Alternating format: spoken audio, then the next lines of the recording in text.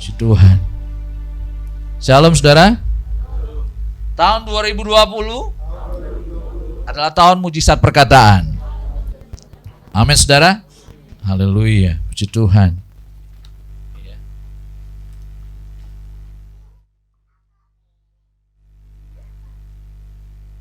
Saudara tahu Yosua? Tahu ya. Kok hari ini gak kelihatan dia? Oh, lagi khotbah dia, ya. Puji Tuhan. Hamba Tuhan lagi dipakai untuk menyampaikan firman Tuhan di tempat lain, tapi kita mau ngomongin tentang dia, saudara. Lagi gak ada orangnya. Amin, saudara. Tapi jangan kasih tahu nanti kalau kita lagi ngomongin dia, saudara. Haleluya. Oh. Haleluya. Ya. Joshua, waktu Tuhan menunjuk dia untuk menggantikan siapa? Musa. Dia itu ketakutan, saudara. Emang dia seorang pengecut? Enggak. Tapi dia takut untuk memimpin bangsa Israel. Kenapa? Karena dia tahu bangsa Israel itu bangsa yang tegar tengkuk. Berani melawan Musa. Jangankan Musa, Tuhan aja pun dilawan. Makanya dia berpikir, Tuhan aja dilawan, Musa dilawan, apalagi gue yang gak tahu apa-apa ini. Bahkan sampai 3 kali Tuhan menguatkan dia. Coba kita buka di Yosua pasal 1, saudara.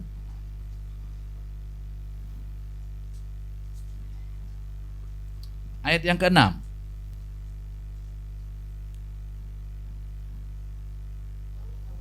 Saya akan bacakan.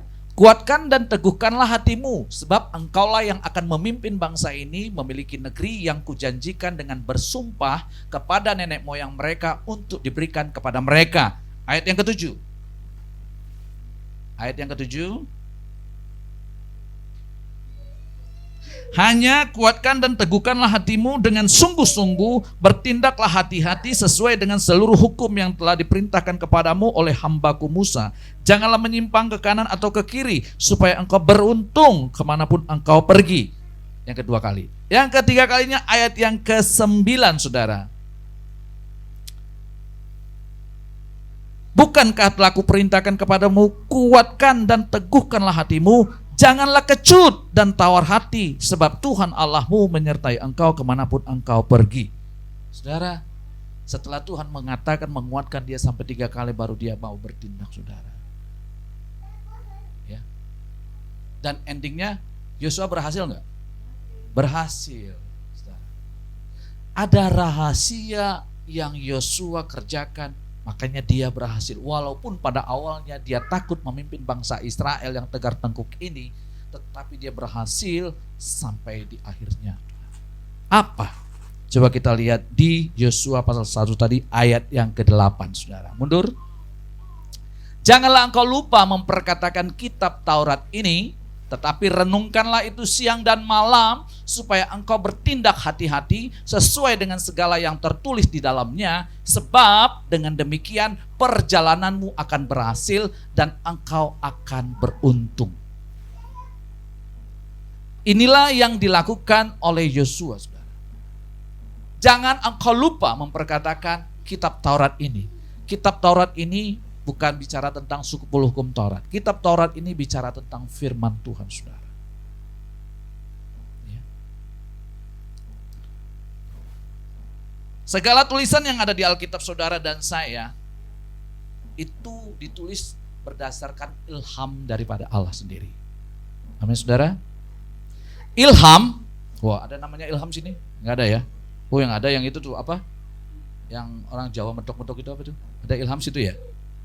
Ya, ilham itu bahasa Yunaninya itu theanustos.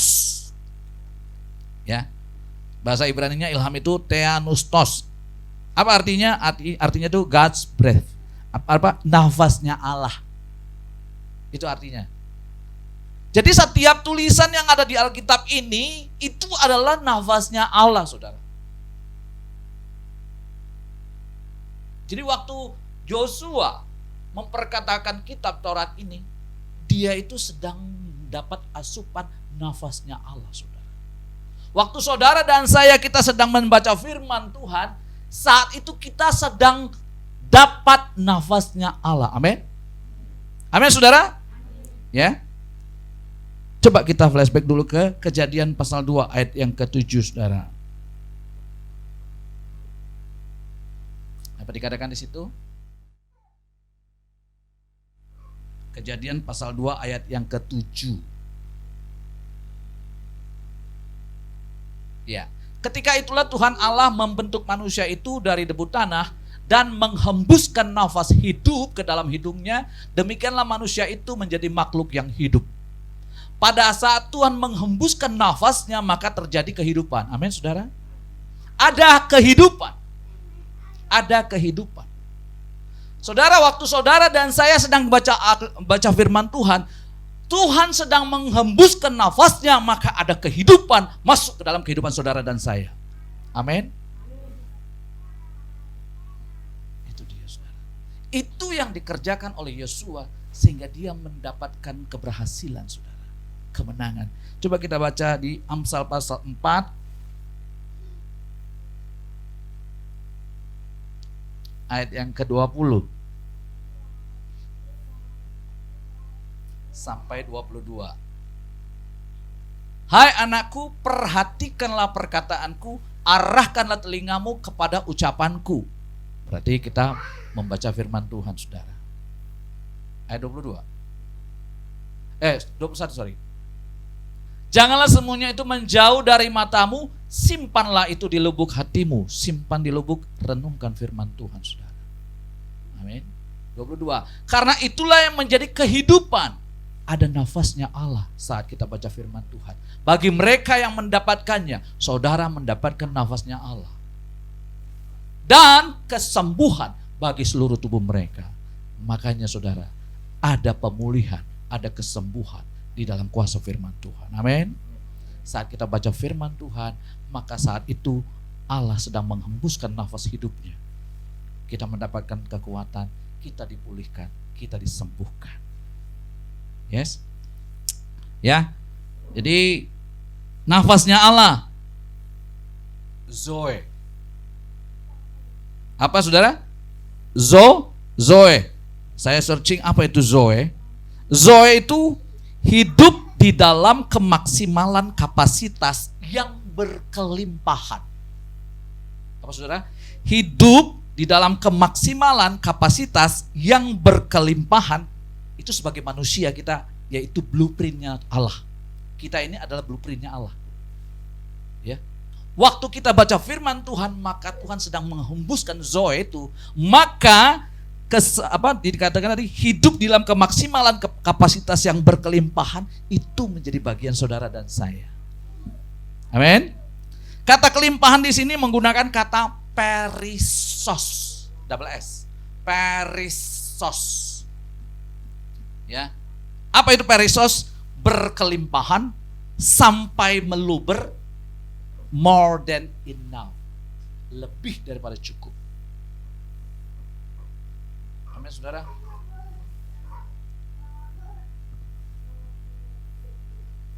Kemarin malam itu saya dengar firman Tuhan, terus dengar ini, terus tiba-tiba saya kayak, waduh, kayak saya tuh baru terbuka gitu. Kalau selama ini kan kita cuma baca firman untuk menguatkan iman kita, tapi begitu dikasih tahu, ini nafasnya Allah, Zoe. Jadi saya waktu kita baca ini, kita merenungkan, itu Tuhan sedang menghembuskan nafas hidupnya buat saudara dan saya, saudara. Maka terjadi kehidupan, terjadi pemulihan, terjadi kesembuhan. Amin. Yes.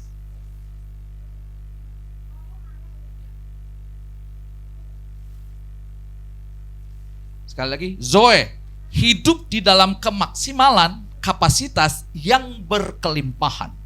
Ya, kelimpahan di sini perisos, yaitu sampai meluber, more than enough, lebih dari cukup, saudara. Saudara, sangat luar biasa Tuhan kita. Kita punya Tuhan Yesus yang luar biasa. Ya, sangat beruntunglah saudara dan saya yang memiliki Tuhan seperti Dia. Amin. Nah, kita lihat Yosua berhasil? Yes. Kenapa? Karena dia tidak lupa. Tuhan bilang, jangan lupa. memperkatakan kitab Taurat ini. Renungkanlah siang dan malam. Dan bertindaklah hati-hati supaya engkau berhasil dan beruntung. Coba kita lihat di dalam Yosua pasal yang ke-24.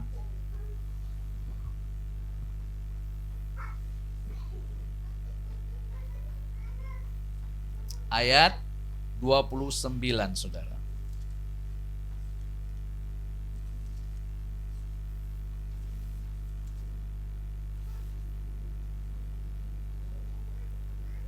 Dan sesudah peristiwa-peristiwa ini, maka matilah Yosua bin Nun, hamba Tuhan itu, ketika berumur 110 tahun.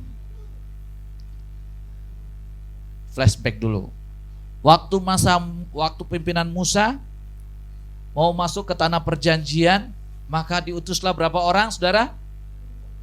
12 orang masuk ke sana. Begitu masuk ke sana, ternyata di sana ada bangsa Enak, bangsa raksasa, ya kan? Berapa orang yang kasih laporan jelek, saudara? 10 orang. Yang ngasih laporan baik 2 orang. Siapa dia? Joshua dan Kaleb. Maka yang memberikan informasi yang jelek, 1 generasi mati semua, saudara, dan tidak masuk ke tanah perjanjian. Hanya Joshua dan Kaleb serta keturunannya bisa masuk ke tanah perjanjian. Kenapa? Karena dia tahu waktu dia memperkatakan firman, ada kehidupan, ada kemenangan yang Tuhan berikan buat dia. Dan Kaleb juga seperti itu. Makanya dikatakan usianya matinya sampai 110 tahun. Ingat gak cerita waktu ini dia Yosua terus berperang. Dr. Roy pernah menyampaikan di sini tentang Kaleb. Dikatakan apa waktu itu? Coba kita flashback sebentar di Yosua pasal waktu pembagian tanah.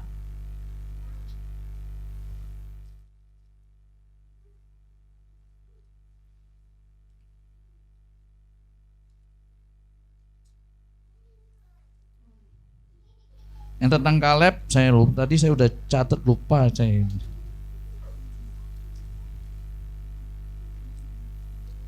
Yang umurnya 85 tapi ya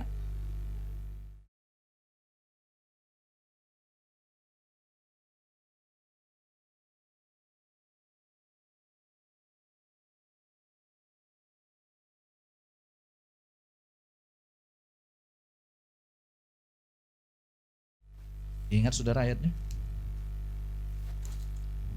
Ya intinya begini. Waktu Kaleb berusia 85 tahun, dia maju berperang. Dia katakan kepada Yosua, aku, tenagaku masih seperti 45 tahun yang lalu, seperti waktu hamba Tuhan Musa menyuruh aku berperang. Kaleb merasakan terus masa mudanya diperbaharui, ada kekuatan-kekuatan baru. Juga sama seperti Yosua, saudara. Coba kita buka di Mazmur pasal 1.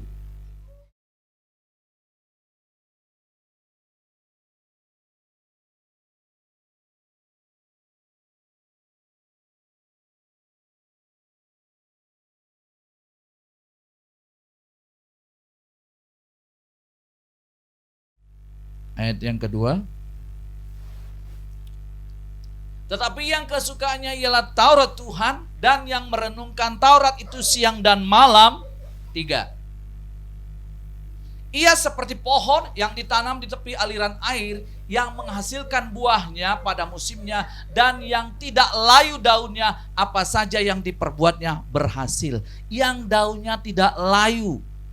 Yosua umurnya walaupun sudah lanjut, tapi dia tidak loyo.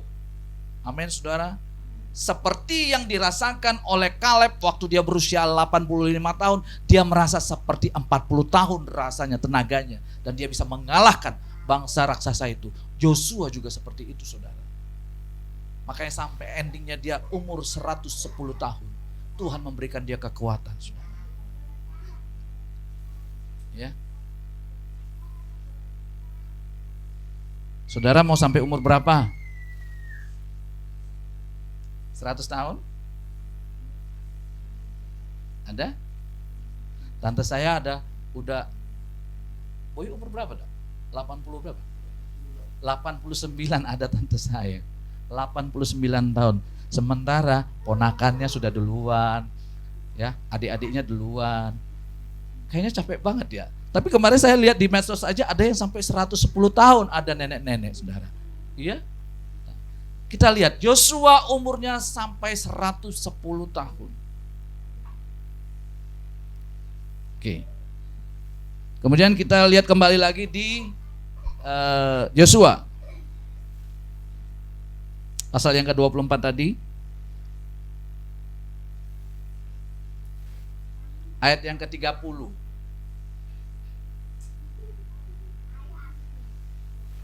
Lalu ia dikuburkan di daerah milik pusakanya di Timnat Serah yang di pegunungan Efraim di sebelah utara Gunung Gaas. Ya. Dia minta nih Timnat Serah menjadi bagiannya dia. Lalu dia dikuburkan di daerah milik pusakanya di Timnat Serah. Apa Timnat Serah?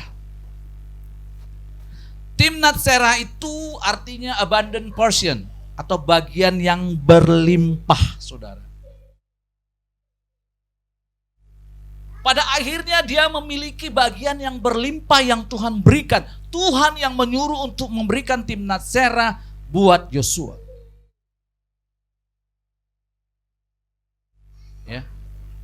Timnat Serah ini artinya juga kota matahari. Jadi saya ada baca artikel bicara tentang ini, tentang antara Timnat Serah, dia bandingkan sama arti dari kota matahari. Matahari memimpin manusia, matahari, tanpa matahari kita tidak bisa hidup, macam-macam. Akhirnya jadi menurut dia, menurut tafsiran dia, analogi yang dia ambil, jadi Timnat Serah ini adalah bicara tentang Yesus sendiri, saudara. Saya mau katakan, saudara, Yosua tidak pernah lupa memperkatakan kitab Taurat, maka dia mendapatkan Yesus dalam hidupnya. Yesus menjadi bagian miliknya dan dia menjadi ada di dalam Yesus, saudara. Dia dikuburkan di dalam Timnat Serah. Timnat Serah menjadi bagiannya dia. Amin, saudara. Kalau kita hari ini kita mau merenungkan firman Tuhan, kita mau belajar, mau katakan firman Tuhan, maka saat itu Allah sedang menghembuskan nafasnya. Zoe, hidup berkelimpahan, luber, more than enough. Itu diberikan kepada saudara dan saya. Akan menjadi kesembuhan, pemulihan buat saudara dan saya. Apapun yang sedang saudara dan saya alami. Kuncinya di firman Tuhan. Cuma di firman Tuhan. Kembali kita di Yosua pasal yang ke-24 ayat yang ke-31 kita lihat, saudara.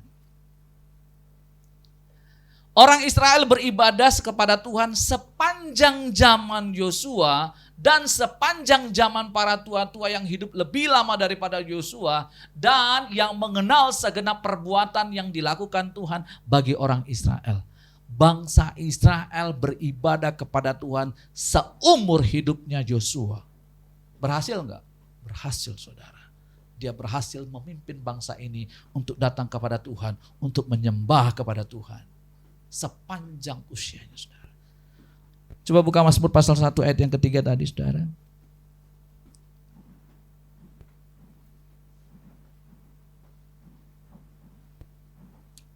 Saya mulai ayat yang kedua saja, dari ayat yang kedua. Tetapi yang kesukaannya ialah Taurat Tuhan dan yang merenungkan Taurat itu siang dan malam. Ia seperti pohon yang ditanam di tepi aliran air, yang menghasilkan buahnya pada musimnya dan yang tidak layu daunnya. Apa saja yang diperbuat Yosua, dia berhasil membawa bangsa Israel yang tegar tengkuk, yang suka melawan, datang beribadah kepada Tuhan sepanjang usianya, sepanjang zaman Yosua, saudara. Padahal awalnya dia takut. Karena bangsa Israel bangsa yang tegar tengkuk. Dia memimpin peperangan demi peperangan. Terus peperangan demi peperangan dia menangkan. Karena dia tahu ada nafas Allah yang terus dihembuskan pada saat dia membaca firman dan merenungkannya. Maka ada nafas Allah yang ditiupkan.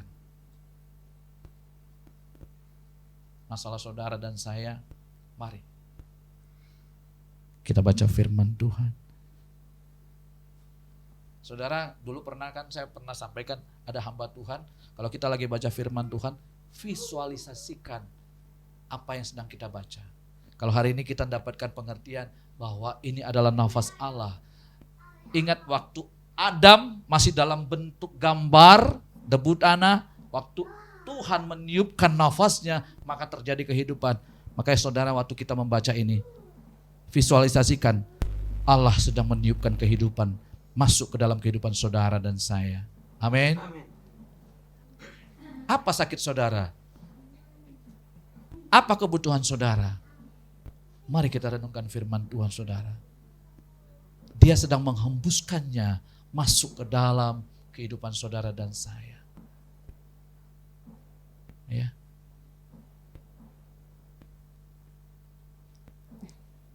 Haleluya.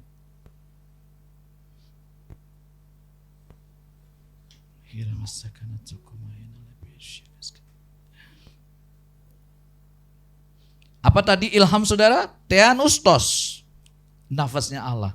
Jadi kita tahu sekarang setiap tulisan yang ada di Alkitab ini adalah ilham dari Allah. Ya, Theanustos, nafasnya Allah. Ya, jadi pada saat kita sedang membaca firman, maka Allah sedang meniupkan nafas hidupnya. Apa nafas hidupnya? Zoe. Apa itu Zoe? Hidup di dalam kemaksimalan kapasitas yang berkelimpahan, saudara. Ya, sebagai manusia sesuai dengan blueprintnya Allah. Kelimpahan di sini berkelimpahan sampai meluber, more than enough, lebih dari yang saudara pikirkan, lebih yang dari saudara inginkan, saudara. Mari kita praktekkan tahun mujizat perkataan. Amin, saudara. Ya, tahun mujizat perkataan. Saya mau bersaksi sedikit. Saya banyak sekali ditegur oleh Tuhan karena saya orangnya terus terang saja saya malas, saudara. Ya, Tuhan sering menegur saya baik lewat istri, ya, lewat keadaan saya, kondisi saya.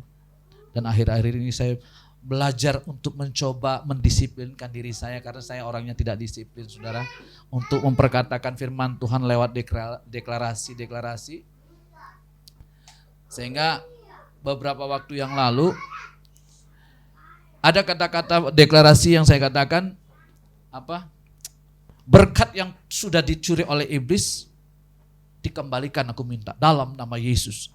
Kembalikan 7 kali lipat. Bahasanya begitu, 7 kali lipat.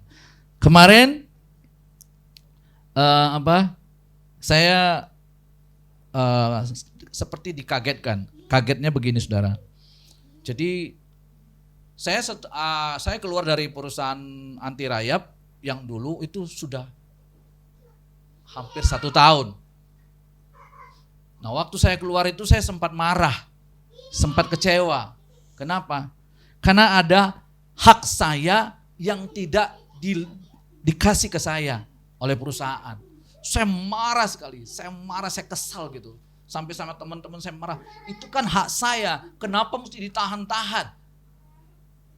Alasannya, ya kenapa, kalau mau datanglah, ambillah. Saya malas sudah, karena kalau saya datang dirayu lagi jangan keluar. Saya sampai 2 kali dirayu, sampai 2 kali saya tahan nggak keluar gitu dari sana. Saya udah rasanya sudah tidak nyaman aja bekerja di sana. Makanya saya bilang, saya sampai marah-marahnya begini. Saya kalau memang mencuri barang atau apapun, oke lah. Boleh saya dituntut atau ditahan hak saya. Tapi saya kan bersih. Semua baik barang atau perlengkapan perusahaan semua saya kembalikan. Ya udah. Akhirnya saya lupakan, saya lepaskan pengampunan, masa bodoh, terserah deh, udah. Seminggu yang lalu, saudara, tiba-tiba ada teman saya yang masih bekerja di sana, terus dikagetin, Pak Gultom, apaan? Nih ada titipan nih. Titipan apa? titipan pokoknya dari ini. Disebutlah nama administrasi di sana. Apaan? Ini loh. Saya udah lupa. Masa sih? Iya. Saudara, saya mau katakan, hak saya yang tertahan itu dikembalikan, saudara. Dikembalikan. Saya cuma mau katakan, saudara, firman Tuhan berkuasa. Dia memulihkan. Dia memberikan kehidupan. Ya. Apa masalah saudara dan saya? Mari.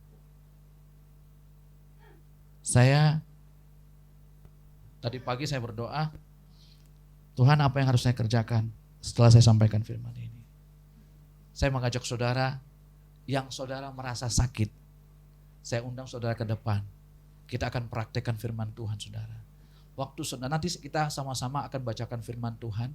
Jadi saudara harus mengimani waktu kita baca firman Tuhan, maka Tuhan sedang menghembuskan kehidupan itu, menyembuhkan saudara, memulihkan saudara. Amin, saudara. Iya. Saya cuma mau belajar untuk turun. Apa Tuhan? Mari ajak jemaatnya.